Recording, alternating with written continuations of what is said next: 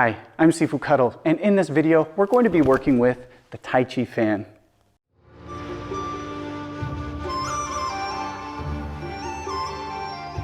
In this video, we're going to be working on two techniques: push the mountain over the sea, and Heavenly King lifts the pagoda. Now, typically this is done with an open fan, but we're going to begin with a closed fan. And I want to do this because it limits distractions and it allows us to understand the application. It's much easier to see how to strike with a closed fan, that when you use an open fan, you can apply that same intention, have the same energy, and have the same Tai Chi principles behind it. But this is a lot easier seen when we actually get out there and do the technique. So grab your fan and let's get to work. Okay, so to begin this technique, we're going to start with our fan closed in our right hand. Our left hand is going to be open. Now, really focus on your stance and your shifting from empty to full, your weight distribution, okay, as we do this. So I'm going to step out with my left foot, toes come down, shift forward. Again, shift back. This time I'm going to get my hand out and I'm going to shift forward, shift back, bring that hand back just a little bit, and then we're going to keep our hand with our fan down. So I want you to have some intention here this time. Point the fan straight down, shift forward.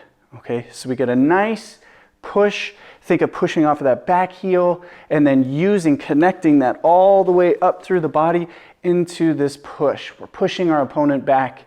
Now from here, just a slight shift back so we can raise and pivot our foot.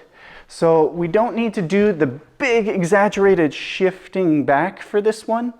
You only need to shift back as far as it requires to get the toes up and on the heel. Now I can keep my upper body over this and grind my heel into the ground to pivot, and that's what you want to avoid.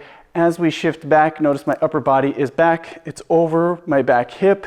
Now it's much easier for me to step forward and finish the stance.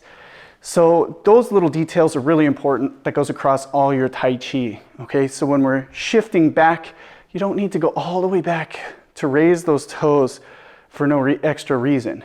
Okay, so again, we'll start, we can even start this one, feet together, pivot your right toes out. So now we can step forward, toes come down, shift, my fan's pointing down, I'm pushing my opponent back, slight shift back, pivot the toes. This hand is just going to press the palm down as I step forward and come up with that uppercut strike. Okay, now if I'm facing this way, you can see it a little bit better.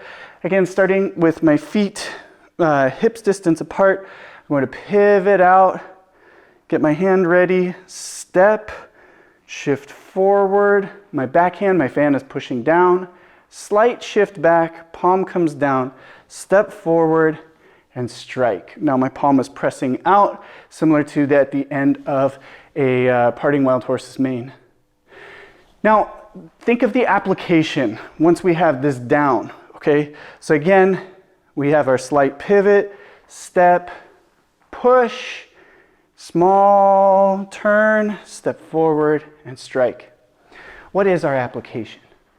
We're pushing our opponent back, we're making space, and we're gonna smack them with the fan, okay? Now, in a practical application, this can go many ways, but what we're trying to do is make some distance. We're at a close range here. We're trying to get some distance so that we have room to strike. Whether or not we have to step forward or not, that's dictated by the situation, what the opponent does, okay? But really think of it as here, I'm pushing, and then I'm gonna smack them with the fan, hitting underneath. Now, if their arms try to deal with my pushing arm, I can hit their arms, try to knock it out of the way, and then follow up with another technique. Or if the arm is not an issue, I go straight up towards the chin, or I can have some curvature here and hit more towards the side of the head. Application, there's really no specific rule other than you're going to use the same weight distribution, same waist rotation, same relaxed power, and then apply that technique depending on how your opponent reacts. Okay, so let's start facing this way. Again, I pivot the foot out, I start pushing that opponent forward. So I want to drive with my back heel, connect from my back heel all the way through the body into this push. And then from there, slight pivot, step forward, and then come up from underneath at the end of my shifting forward. Okay, and then I still have power in my back hand. Now again, if I'm facing this way, from here, I pivot my back foot, get my hand ready, step, pushing already from here. This is where the push initiates, and then slight pivot, step up, and hit. Of course, this is a good way of understanding the application. We're getting used to extending with this arm, but now we need to apply it with the open fan. Okay, so this time we'll start with our fan open, and everything else is going to be exactly the same, except for at the end, I'm not going to be hitting with the closed fan. I'm going to come up with the open fan. But it should be this area that I'm targeting with. So no matter what, my hand position is pretty much exactly the same. I have that intention of coming up with the fan right here. Practical application with an open fan like this, there's really no added benefit to opening the fan to come straight up like this to somebody's face.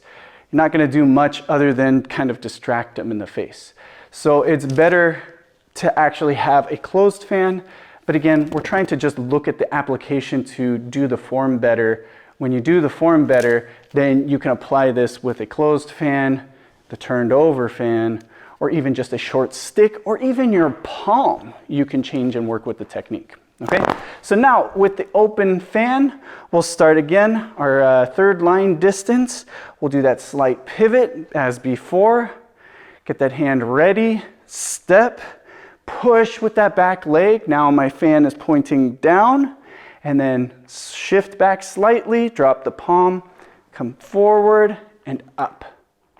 Okay, again, if I'm facing this way, we're going to slightly pivot out, step, shift, push with the entire body, pivot, step, shift, and come up with the strike.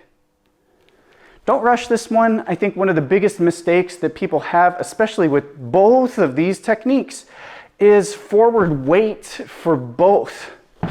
So it's just very common, and you want to check yourself, make sure you have good weight distribution. You're empty on that front foot until your foot is in place, and then shift forward. Same thing here, empty on the foot, and then shift forward and strike.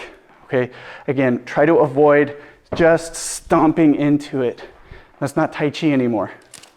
And that's how we're going to end this video.